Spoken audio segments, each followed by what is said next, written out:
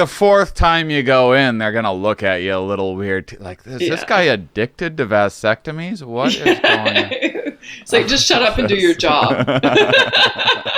Here we are. My limited knowledge already is that if I could instead have it be me, that seems like it would be the better way to go. Right. But has there been actual male birth control pills? Well, so they tried to they had some they were up for clinical trial where they have created something, and it works sort of similarly to the way that female birth control works, except in this case it keeps sperm count so low that men can't, inseminate their partner. But so the men, they had, I don't even know how long they had them doing it, but they had them on a clinical trial. It's supposed to be something like a 6-month clinical trial. It shut down in like 2 weeks because the men were complaining about the side effects being so intolerable. and the side effects are very similar to the types of side effects that women get on their hormonal birth control.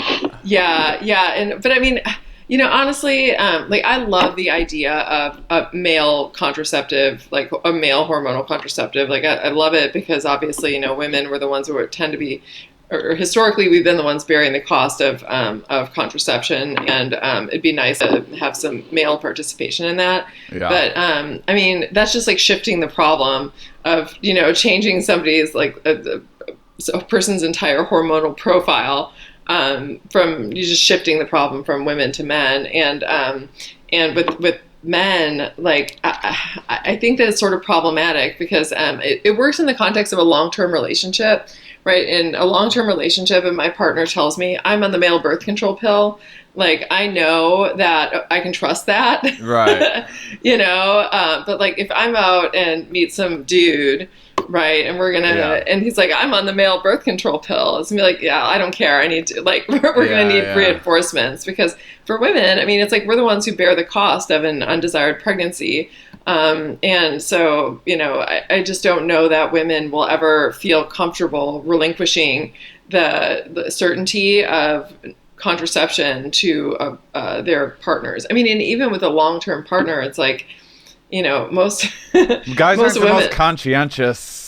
Yeah, exactly. Of the genders. And we would expect that they wouldn't be as motivated to remember to take it at the right time every day and everything the way that women are, because they're not bearing the cost. I mean, because it's like the cost to them is like, well, accidentally got my partner pregnant, oops, but that's like less than, of course, if you're the female on the business end of that unwanted pregnancy. So I don't know that we're ever going to be able to find, a sort of hormonal contraception for men that would be something that was readily adopted. And let me just add that what they're coming up with for this is ridiculous. Like the most recent one that they were testing was this gel, and it lowers men's testosterone to such a degree that they're no longer producing enough sperm to inseminate somebody. Like, can you imagine? Like, what man is going to take that? Like, do you know any men who would voluntarily, like, give me the thing that lowers my T so much? Like, no, we can't even, like, there's a testosterone clinic on, like, there's some guys corner. I would prescribe it to, but I wouldn't take it myself. Exactly.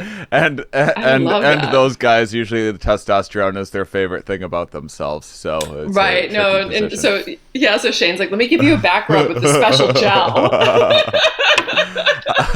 Special gel. I wonder if they're going to make headway on the condom department.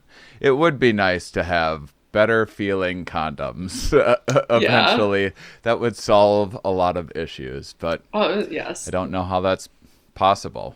They keep on, they're like, ribs, more ribs, less ribs. We don't know. Yeah, we don't know.